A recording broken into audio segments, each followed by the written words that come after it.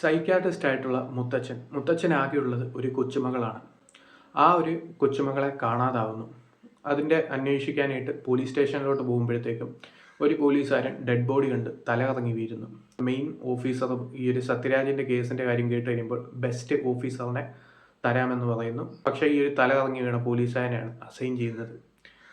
അപ്പോഴുള്ള സത്യരാജിൻ്റെ expression കാണുമ്പോഴത്തേക്കും ആ best ഇവനാണ് case അന്വേഷിക്കാൻ പോകുന്നത് എന്നുള്ള ഒരു രീതിയിലാണ്.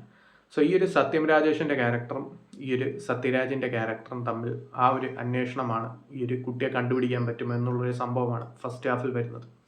പിന്നെ സെക്കൻഡ് ഹാഫിൽ അതൊരു റിവെഞ്ച് ഡ്രാമയായി മാറുന്നു.